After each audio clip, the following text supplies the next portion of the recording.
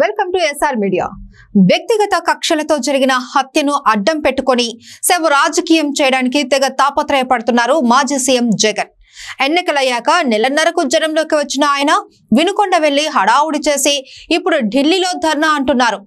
ఏపీలో అరాచకాలు పెరిగిపోతున్నాయని తెగ ఆందోళన పడిపోతున్న జగన్ ఆ విషయాన్ని జాతీయ స్థాయిలో ఫోకస్ చేయడానికి ఢిల్లీలో ఎంపీలు ఎమ్మెల్యేలతో కలిసి ధర్నా చేస్తారంట. మరి హస్తినలో ఆయనకు అండగా ఎవరైనా నిలుస్తారా? ఒక్కటంటే ఒక్క పార్టీ అయినా వైసీపీకి మద్దతిచ్చే పరిస్థితి ఉందా? పల్నాడు జిల్లా వినుకొండలో రషీద్ అనే యువకుడు హత్యకు గురవడంతో మాజీ ముఖ్యమంత్రి జగన్ బాధిత కుటుంబాన్ని స్వయంగా వెళ్లి పరామర్శించి వచ్చారు. ఆ సందర్భంగా కూటమి ప్రభుత్వం అధికారంలోకి వచ్చిన 45 రోజుల్లో రాష్ట్రంలో జరిగిన మారణకాండ వివరాలను చక్కగా చదివి వినిపించారు. నిఘా వర్గాలు తనకు నివేదిక ఇచ్చినట్లు రాష్ట్ర వ్యాప్తంగా 36 హత్యలు, 35 ఆత్మహత్యలు, 300 హత్యాయత్నాలు జరిగిపోయాయని తెగ ఆందోళన వ్యక్తం చేస్తున్నారు. పనిలో పనిగా రాష్ట్రంలో రాష్ట్రపతి పాలన పెట్టాలి అని డిమాండ్ కూడా చేశారు. ఎన్నికల ఫలితాలు వెలువడి రాష్ట్రంలో ప్రభుత్వం ఏర్పడిన ఇన్ని రోజులకు పల్నాడు పర్యటన పేరుతో మొదటిసారి పులివెందుల ఎమ్మెల్యే జనంలోకి వచ్చారు. ఏపీలో అరాచక పాలనపై ప్రధానికి ఫిర్యాదు చేసి ఢిల్లీలో ధర్నా చేస్తామంటున్నారు. పార్టీకి ఉన్న 4 ఎంపీలు, 11 మంది ఎమ్మెల్యేలు, రాజ్యసభ సభ్యులు, ఎమ్మెల్సీలతో హస్తిన వేదికగా సింబాలిక్ ప్రొటెస్ట్ చేస్తారట. అదేమంటే ఏపీలో శాంతి భద్రతలు లోపించాయని, దాడులు జరుగుతున్నా పోలీసులు ప్రేక్షక పాత్ర పోషిస్తున్నారని ఆరోపణలు గుప్పిస్తున్నారు. ఢిల్లీ వెళ్లి సింబాలిక్ ధర్నా చేస్తాను అంటున్న వైసీపీకి మద్దతుగా వచ్చే పార్టీలే కనిపించడం లేదు.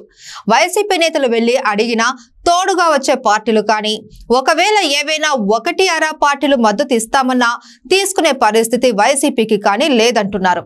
దానికి వైసీపీ కేంద్రంతో వ్యవహరించిన తీరే కారణమంటున్నారు.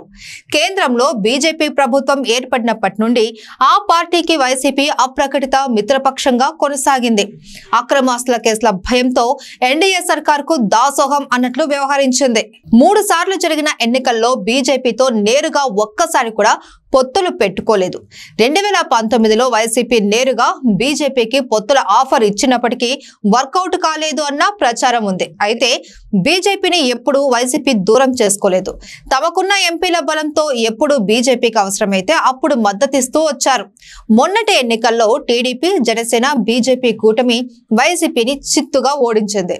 వైసీపీకి వ్యతిరేకంగా ఈ కూటమి పోటీ చేసినా సరే జగన్ బీజేపీని కాదనలేకపోతున్నారు. ఎన్నికలు అయిపోయిన తర్వాత కూడా ఆయన బీజేపీకి మోకరిల్లుతున్నట్లే కనిపిస్తున్నారు. ఎన్డీఏ కూటమిలో టీడీపీ ఉంది, జనసేన ఉంది. అసలు రెండోసారి ఆ కూటమి ఏర్పాటులో జగన్ ని గద్దె దించడమే లక్ష్యంగా పవన్ కళ్యాణ్ కీ రోల్ పోషించారు. అలాంటి కూటమికి నేతృత్వం వహిస్తున్న బీజేపీకి మద్దతు ఇవ్వడం నైతికంగా కరెక్ట్ కాకపోయినా జగన్ అదే బాటలో పయనిస్తూ ఉన్నారు. ప్రధాని మోడీ, అమిత్ షా రాష్ట్రపతుల అపాయింట్మెంట్ అడిగాను అని ఢిల్లీ వెళ్లి ధర్నా చేస్తారని అంటున్నారు. అయితే వారి అపాయింట్మెంట్ దొరకడం కష్టమే అన్న టాక్ వినిపిస్తుంది. ఇక జగన్ ధర్నాకి ఎన్డీఏ కూటమిలో ఏ పార్టీ మద్దతిచ్చే పరిస్థితి లేదు. ఇండియా కూటమిలో పార్టీలతో జగన్ కు సాన్నిహిత్యం లేదు. కాంగ్రెస్ పార్టీపై ఆయన గతంలో తీవ్ర విమర్శలు చేశారు. తండ్రి మరణించినప్పుడు తనను సీఎం చేయలేదు అని కాంగ్రెస్ తో విభేదించి బయటకు వచ్చిన జగన్ ని కాంగ్రెస్ హైకమాండ్ బద్ద శత్రువులుగా చూస్తుంది. ఆ పార్టీ ఎంపీ విజయసాయిరెడ్డి సైతం బీజేపీ ప్రాపకం కోసం రాహుల్ గాంధీపై బయట పార్లమెంట్ లో విమర్శలు చేశారు. కాబట్టి కాంగ్రెస్ పార్టీ ఎట్టి పరిస్థితుల్లోనూ మద్దతిచ్చే అవకాశం లేదు. ఇండియా కూటమిలో ఇతర పార్టీలతోనూ ఆయనకు సంబంధాలు లేవు. దాంతో ఇండియా కూటమి కూడా జగన్ తో టచ్ మీ నాట్ అన్నట్లే వ్యవహరిస్తూ ఉంది అనడంలో సందేహమే లేదు. ఢిల్లీలో ధర్నా చేస్తున్న తమకు మద్దతు ఇవ్వాలి అని జగన్ ఇతర పార్టీలను అడిగే పరిస్థితి అస్సలే కనిపించదు. ఏపీలో ఎన్డీఏ సర్కారుకు వ్యతిరేకంగా ధర్నా చేస్తున్నాను అని చెప్పి ఇండియా కూటమి నేతల్ని ఆయన అడగలేరు. వారు వస్తానన్నా రండి అని చెప్పే ధైర్యం జగన్ కి లేదు. జగన్ ఇండియా కూటమికి దగ్గరవుతున్నారని బీజేపీకి తెలిస్తే వచ్చి పడే ప్రమాదాల గురించి జగన్ కు బాగా తెలుసు. ఎవరైనా వస్తానన్నా వద్దనవలసిన దుస్థితి ఆయనది. అలాగని ఎన్డీఏ పార్టీ నేతల్ని ఆహ్వానించలేడు. ఎందుకంటే ఇప్పుడు ఎన్డీఏ కూటమిలో కీలకంగా ఉంది టీడీపీ, జనసేనలే. ఆ 2 పార్టీలను కాదనే సాహసం కూటమిలో ఎవరూ చేయలేరు.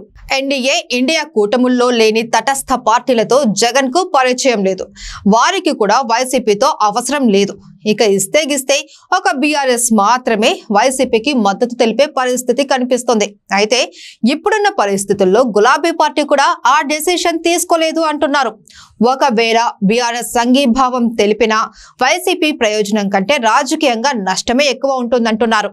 మరి చూడాలి మాజీ ముఖ్యమంత్రి తన సింబాలిక్ ప్రొటెస్ట్ తో ఏం సాధిస్తారో.